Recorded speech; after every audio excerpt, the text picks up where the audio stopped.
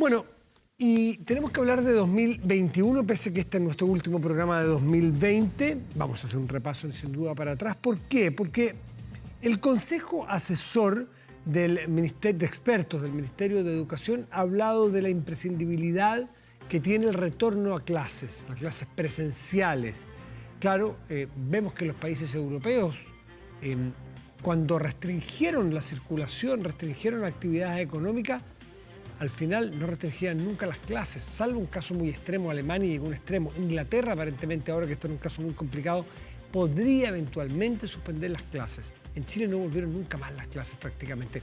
Al final, un 14% de los colegios lo hicieron, pero en general fue un año bastante perdido para las clases. Bueno, tomamos contacto con el ministro del ramo, Raúl Figueroa. Ministro, buenas noches, gracias por recibirnos. ¿Cómo está?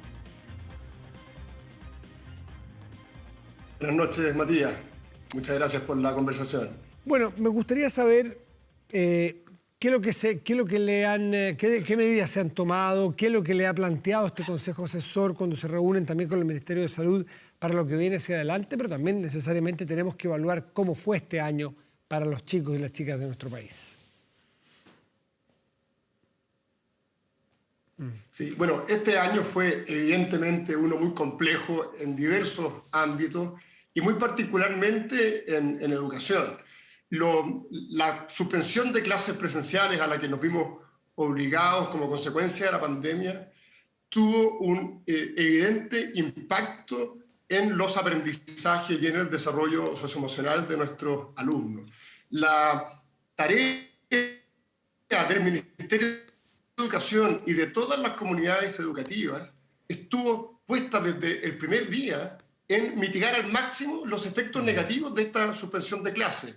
Valga de inmediato el reconocimiento a todos los profesores, los directivos, los asistentes de la educación y, por supuesto, a las familias que tuvieron que adecuarse muy rápidamente a una lógica totalmente distinta de llevar adelante el año escolar bajo una educación a distancia. Y la tarea nuestra desde el Ministerio fue poner a disposición todo tipo de recursos pedagógicos para que este proceso de educación a distancia permitiese mitigar al máximo los efectos negativos de una suspensión de clases que se prolongó en la práctica por todo el año. Y junto con eso, se hicieron también importantes esfuerzos para, una vez que ya había un diagnóstico claro respecto de los efectos negativos de una suspensión tan prolongada, generar condiciones para que la presencialidad pudiese retomarse. Y en ese sentido, el balance, a mi juicio, es bastante positivo. 1.600 establecimientos volvieron a actividades presenciales, tanto de nivel parvulario como de nivel escolar, con un foco particular en tercero y cuarto medio y en la enseñanza técnico-profesional.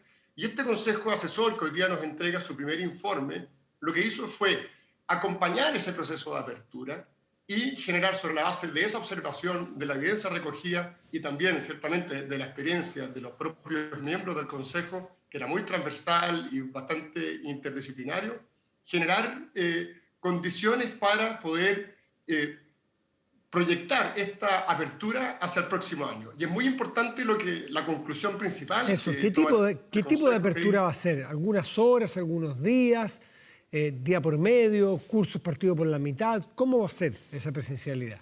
Lo que plantea el Consejo, y algo que a nosotros nos parece muy adecuado, es poner la educación y en particular la presencialidad como una prioridad dentro de las políticas durante el año 2021. Y en ese sentido, los establecimientos están ya trabajando ahora, durante este tiempo y en las primeras semanas de enero, en preparar su operación para estar disponibles para el año escolar 2021. De diversas maneras, y esto es bien relevante, porque obviamente acá lo principal sigue siendo el cuidado de la salud y el control de la pandemia. Y por lo tanto, lo fundamental es combinar mecanismos que permitan la presencialidad con el resguardo de la salud de toda la comunidad educativa. ¿Y eso en qué se traduce en la práctica? En que, dependiendo de las características de cada establecimiento, y estamos nosotros desde el Ministerio acompañando ese proceso, construyéndose planes para operar. Si el establecimiento permite cumplir con los aforos, que es 1 metro de distancia dentro de la sala de clase, para todos los alumnos, bueno, podrá operar entonces en forma continua. Si para cumplir con esos protocolos sanitarios es necesario separar la jornada o hacer turnos, es algo que también tendrá que hacerse. Este año, dentro de la experiencia recogida, tuvimos todas las alternativas, lo que fue muy positivo, porque pudimos observar cómo distintos tipos de establecimientos, de distintas realidades, con distintos recursos, pudieron adecuarse precisamente a estas exigencias sanitarias. Ministro Figueroa, en este año tan excepcional, tan raro, también genera tantas oportunidades y miradas distintas. Y desde el Ministerio y los colegios y los educadores hablaron rápidamente de la necesidad de hacer currículum priorizado. Es decir, ya no tenemos que entregar tanto y tanto y tanto material y contenido, sino que prioricemos que es lo importante, porque los niños y las niñas no pueden estar a través de un computador sin el apoyo de un profe, de una profe ayudando. Entonces vamos a lo esencial y a lo prioritario. Si pudiéramos volver, un caso hipotético, con más horas incluso de las que hoy día pensamos, ¿se va a volver o se va a considerar esa priorización lo que se ganó priorizando, o vamos a volver al pre-COVID desde el punto de vista de los contenidos?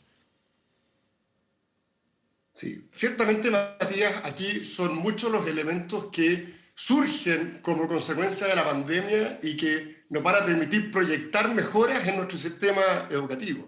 El currículum priorizado que se implementó este año y que va a estar también disponible el próximo, tiene una lógica que es, en este caso, evidentemente transitoria y apunta a cómo, en un contexto complejo, poder profundizar en aquellas áreas que son esenciales para el desarrollo de los niños y jóvenes.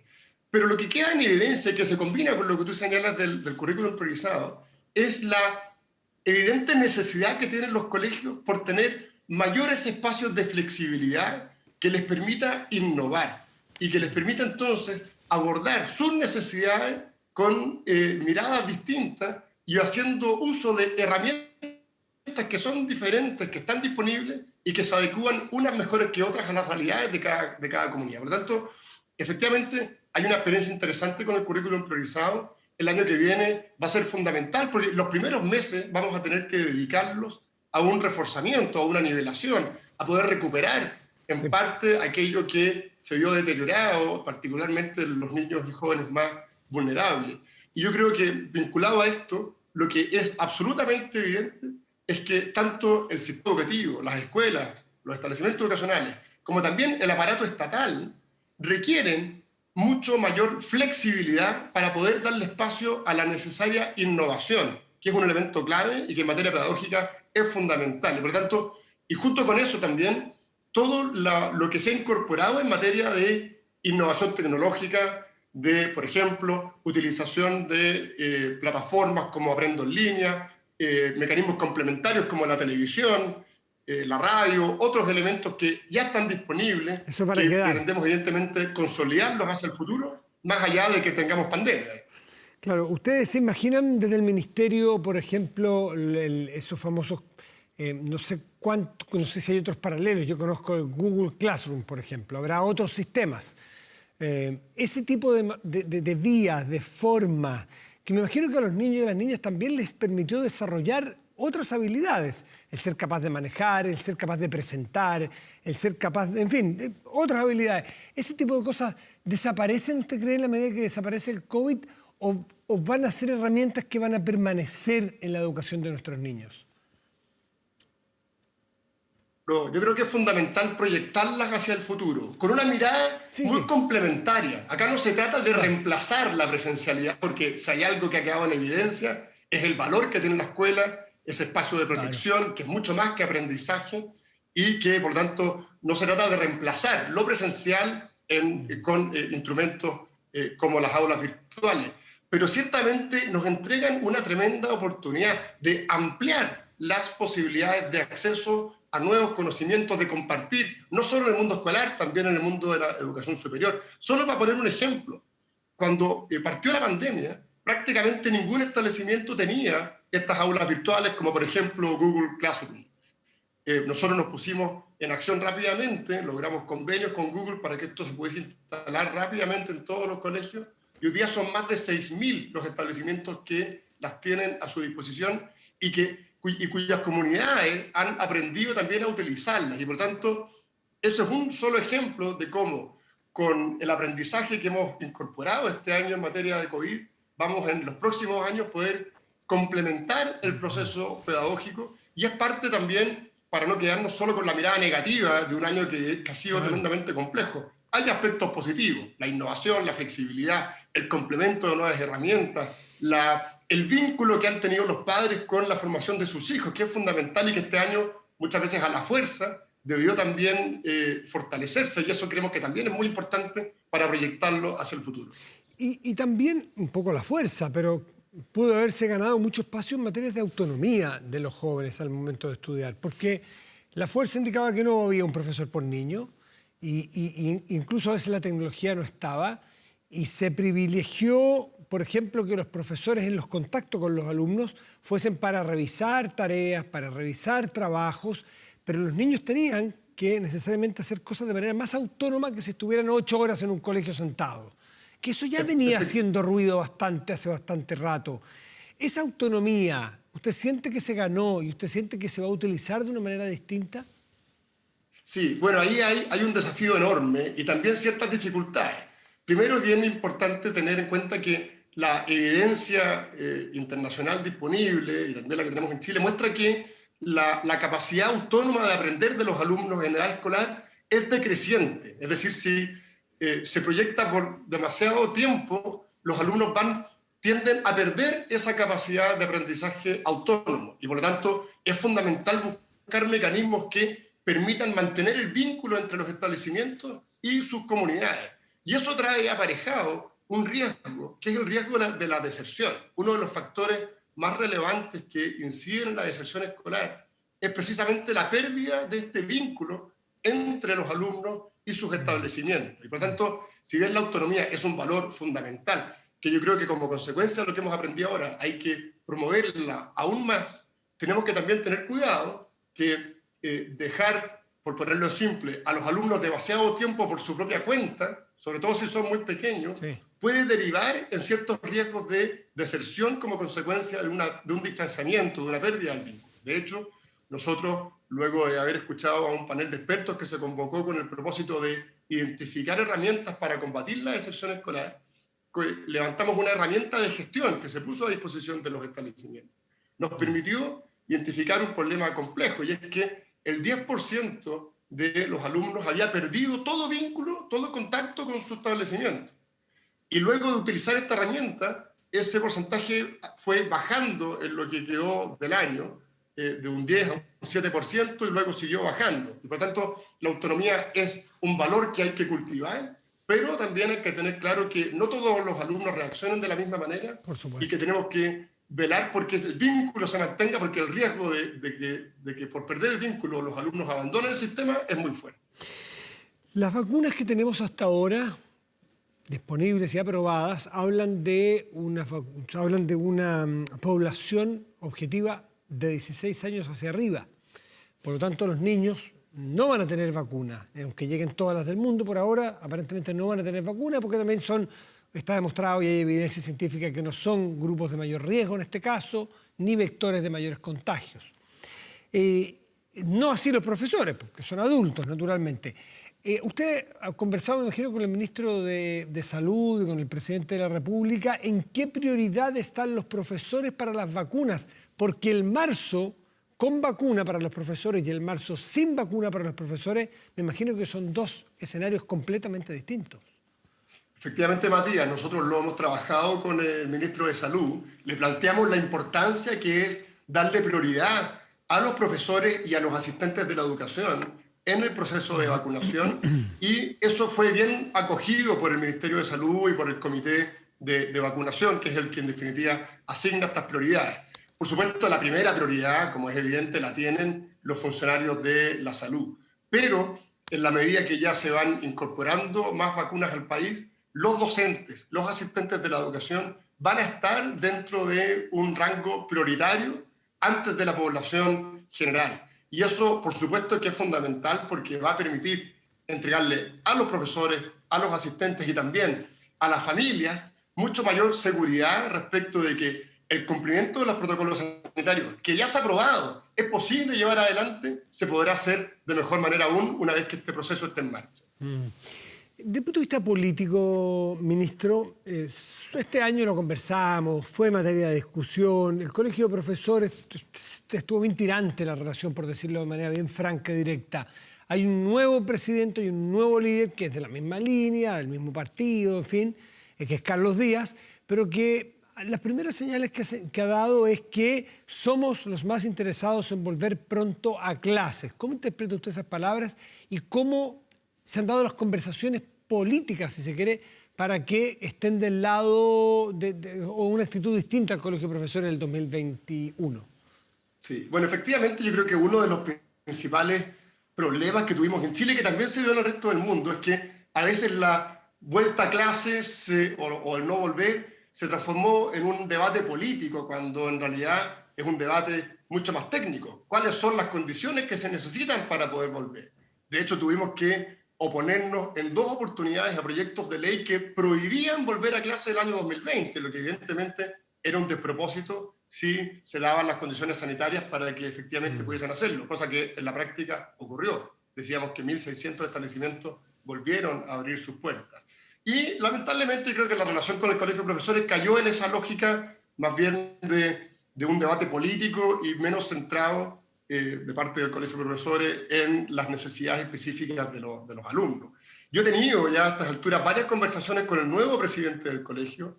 Creo que tiene una actitud más bien favorable hacia poder buscar efectivamente mecanismos que favorezcan un regreso a clases cumpliendo con todas las medidas sanitarias.